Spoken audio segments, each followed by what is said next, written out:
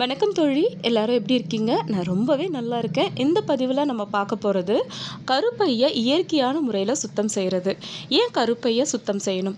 கருப்பை சுத்தமாக இல்லாத பட்சத்தில் கரு தங்குறது தாமதமாகும். கருப்பையில் சின்ன சின்ன கட்டிகள், பூச்சிகள், மலட்டு புழுக்கள் இந்த மாதிரி எந்த பிரச்சனை இருந்துச்சுனாலும், இல்லை கெட்ட கழிவுகள் சரியாக வெளியேறாமல் அப்படியே இருந்துச்சு அப்படின்னாலும் நமக்கு ப்ரெக்னென்சி பாசிட்டிவ் ஆகிறதுல பிரச்சனை ஏற்படும்.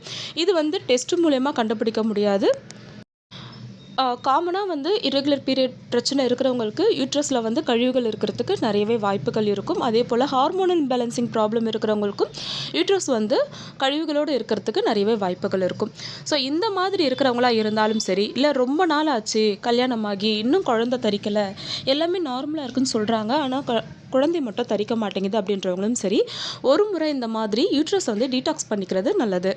ஏன்னா அந்த காலத்துலலாம் ரொம்ப நாள் கருத்தங்காத பெண்களுக்கு டிஎன்சி அப்படிங்கிற ஒரு மெத்தட் ட்ரை பண்ணுவாங்க. அது ரொம்ப பெயின்ஃபுல்லான மெத்தட். என்னென்னா யூட்ரஸை அடி வழியாக கீழே இழுத்து அதை சுரண்டி க்ளீன் பண்ணுவாங்க. அதில் இருக்கக்கூடிய அழுகுகளை வெளியேற்றுவாங்க. ஸோ இதை இந்த ப்ரொசீஜர் பண்ணிவிட்டு அடுத்த மாதம் அவங்க ப்ரெக்னென்சிக்கு பிளான் பண்ணும்பொழுது நிறைய பேருக்கு ப்ரெக்னென்சி பாசிட்டிவ் ஆயிரும். ஸோ இந்த மாதிரி ரொம்ப பெயின்ஃபுல்லான ரெமிடிஸ்லாம் இல்லாமல் வீட்டிலேயே நம்ம ஈஸியாக நம்மளோட யூட்ரஸை டீடாக்ஸ் பண்ணி நம்ம இயற்கையாகவே கரு உண்டாக முடியும். அதை பற்றி தான் நம்ம இந்த பதிவில் பார்க்க போகிறோம். வீடியோ பார்க்குறதுக்கு முன்னாடி இன்னும் நம்ம சேனலை சப்ஸ்கிரைப் பண்ணாத தோழிகள் பண்ணிக்கோங்க. ப்ரெக்னென்சி தொடர்பான இன்னும் நிறைய விஷயங்களை நீங்கள் தெரிஞ்சுக்க முடியும். இப்போ நம்ம வீடியோ பார்த்துடலாம். இதில் ஃபஸ்ட்டு நம்ம பார்க்க போகிறது ஆதி காலத்து மெத்தட் மலை வேப்பிலை. நான் சொல்லியிருக்க இந்த 3 ரெமிடியுமே பீரியட்ஸ் டைமில் மட்டும்தான் பண்ணணும். அப்போ தான் அந்த மாத விளக்கோடு சேர்த்து கழிவுகள் வெளியேறும். இந்த மலை வேப்பிலை பற்றி நிறைய பேர் நம்ம கேள்விப்பட்டிருப்போம். இன்னும் சொல்லப்போனால் நிறைய பெண்களுக்கு, அதாவது என்ன பிரச்சனைன்னே தெரில, குழந்தை தங்க மாட்டேங்குது அப்படின்னு சொல்லக்கூடிய நிறைய பெண்களுக்கு மழலை செல்வத்தை அள்ளி கொடுத்த ஒரு மூலிகை தான் இந்த மலை வேப்பிலை. நம்மளுடைய பாட்டிகள் தாத்தாக்கள் காலத்தில் இருந்தே குழந்தை இல்லை அப்படின்னா உடனே செய்யக்கூடிய ரெமிடி இந்த மலை வேப்பிலை தான். அப்படி என்ன இதில் ஸ்பெஷல் இருக்குது அப்படின்னா, சாதாரண வேப்பிலைகளை காட்டிலும் இதில் மருத்துவ குணங்கள் அதிகமாக இருக்குது. இந்த மலை வேப்பிலையை மாதவிலக்கான 3 நாட்களுமே விடியற் காலை நேரத்தில் எம்டி ஸ்டொமக்கில் இதை 3 உருண்டைகளாக நல்லா அரைச்சி 3 உருண்டைகளாக எடுத்துக்கிட்டு மோர் குடிப்பாங்க. இதனால் என்ன ஆகும்னா, இந்த கசப்புத்தன்மை யூட்ரஸில் இருக்கக்கூடிய பூச்சிகள், புழுக்கள், கெட்ட வாயுக்கள், சில சமயத்தில் நம்ம உட்காரும் பொழுது எழுந்துக்கும் போதெல்லாம் காற்று வர மாதிரி இருக்கும் இல்லையா, இந்த மாதிரி பிரச்சனைகள் இருந்துச்சுனாலும் நமக்கு ப்ரெக்னென்சி தள்ளி போயிட்டே இருக்கும். ஸோ இந்த மாதிரி தொந்தரவுகள் எதுவாக இருந்தாலும் அதை சரி செஞ்சு, அதே போல் பிசிஓடி ப்ராப்ளம் இருக்கிறவங்களுக்கு இது ஒரு அருமருந்துன்னே சொல்லலாம். அந்த காலத்தில் பிசிஓடின்ற பேர் வைக்காத காலத்துலலாம் அதற்கு பேர் மலட்டு புழு. அதாவது அந்த வளர்ந்து சரியாக வளராது இருக்கக்கூடிய கருமுட்டைகளை நம் முன்னோர்கள் சொல்லி ஐடென்டிஃபை பண்ண பேர் மலட்டு புழு. ஸோ அந்த மலட்டு புழுவை அழிக்கக்கூடிய தன்மை இந்த மலை வேப்பிலைக்கு இருக்குது. எவ்வளோ எக்ஸ்ட்ரீம் லெவல் உங்களுக்கு நீர்க்கட்டி, அதாவது முட்டைப்பையில் அதிகப்படியான நீர்க்கட்டி இருக்குது, பிசிஓடி இருக்குன்னு சொல்லியிருக்காங்கன்னா கண்டிப்பாக நீங்கள் இந்த மலை வேப்பிலையை ட்ரை பண்ணுங்கள். 1 மாதம் மட்டும் ட்ரை பண்ணிவிட்டு விட்டிங்கன்னா இது பலன் கொடுக்காது. இந்த மாதம் பீரியட்ஸ் டைமில் இதை எடுத்துக்கிட்டிங்க அப்படின்னா அடுத்த மாதமும் நீங்கள் தொடர்ச்சியாக எடுத்துக்கணும், அதுக்கு அடுத்த மாதமும் எடுத்துக்கணும். 3 மாதங்கள் மாதவிலக்கு சமயத்தில் தொடர்ச்சியாக எடுத்துக்கணும். மேக்ஸிமம் டைம் செகண்ட் டைம் நீங்கள் குடிக்கும் பொழுதே உங்களுக்கு அதாவது நீங்கள் ஜூஸாகவும் எடுத்துக்கலாம், இல்லை விழுதுகளாகவும் எடுத்துக்கலாம்.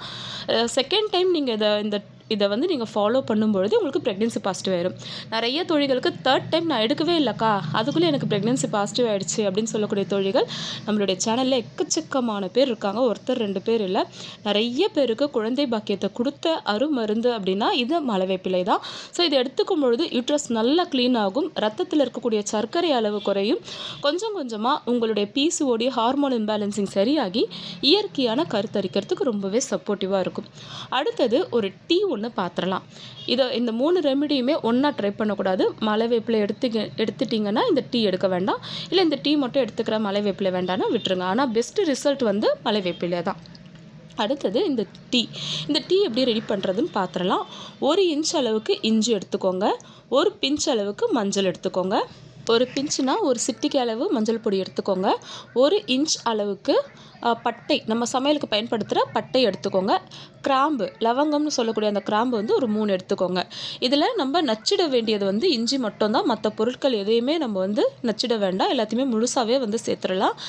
இப்போது ஒரு பாத்திரத்தில், நல்ல அடிகனமான பாத்திரத்தில் ஒரு ஜூஸ் டம்ளர் நிறைய தண்ணி சேர்த்துருங்க. இந்த பொருட்கள் எல்லாத்தையுமே வந்து அதில் சேர்த்துடுங்க. நல்லா கொதிக்க வைங்க லோ ஃப்ளேமில். ரொம்ப ஹை ஃப்ளேமில் வச்சு கொதிக்க வைக்க வேண்டாம். லோ ஃப்ளேம் அப்படி இல்லாட்டி மீடியம் ஃப்ளேமில் வச்சு நல்லா கொதிக்க வச்சுருங்க. அந்த 1 டம்ளர் தண்ணி அரை டம்ளர் தண்ணியாக மாறினதுக்கப்புறம் கலர் சேஞ்ச் ஆகியிருக்கும். ஸோ இப்போ அதை நல்லா ஃபில்ட்ரு பண்ணி நல்லா ஆறணும். ரூம் டெம்பரேச்சர் அளவுக்கு வரணும். கொஞ்சம் கூட சூடாக நீங்கள் இதை குடிக்கக்கூடாது. நல்ல ரூம் டெம்பரேச்சர் வந்ததுக்கப்புறம் இதில் வந்து வெல்லம் அல்லது நாட்டு சர்க்கரை நீங்கள் வந்து தாராளமாக ஆட் பண்ணிக்கலாம். ஏன்னா இந்த நாட்டு சர்க்கரையும் வெல்லமும் வந்து நமக்கு அயன் சத்தையும் கொடுக்கும். அதே சமயத்தில் பிளட் ஃப்ளோவை நல்லா இம்ப்ரூவ் பண்ணுறதுக்கு இது ரொம்பவே சப்போர்ட்டிவாக இருக்கும். பீரியட்ஸ் டைமில் எடுக்கும் பொழுது கழிவுகளும் அதற்கு கூடவே சேர்ந்து வந்துடும். ஸோ இந்த டீயை நீங்கள் எப்போ எடுக்கணும்னா மலை வேப்பிலை எப்படி நான் விடியற் காலையில் எடுக்க சொல்லியிருந்தேனோ அதே போல் தான் இதுவும் எம்டி ஸ்டொமக்கில் விடியற் காலையில் நீங்கள் வந்து எடுத்துக்கோங்க. விடியற் காலையிலனா 5 மணிக்கு எடுக்கணும்னு அவசியம் இல்லை. நீங்கள் சாப்பிட்றதுக்கு முன்னாடி எடுக்கணும் அப்படின்றதுக்காக தான் நான் விடியற் காலையிலன்னு சொல்லியிருக்கேன். இந்த டீயோ மலை வேப்பிலையோ எடுத்ததுக்கு பிறகு 1 மணி நேரத்துக்கு வேறு எதுவுமே சாப்பிடக்கூடாது. தண்ணி மட்டும் குடிச்சிக்கலாம். மற்றபடி வேறு எந்த உணவும் சாப்பிடக்கூடாது. 1 மணி நேரத்திற்கு அப்புறம் சாப்பிடலாம். ஸோ இதை நீங்கள் சாப்பிடும் பொழுதும் உங்களோட கருப்பையில் இருக்கக்கூடிய கெட்ட கழிவுகள் கெட்ட வாயுக்கள் வெளியேறும். ஸோ இதன் மூலியமாகவும் உங்களுக்கு கருத்தரிக்கிறதுக்கான வாய்ப்புகள் ரொம்பவே அதிகம்.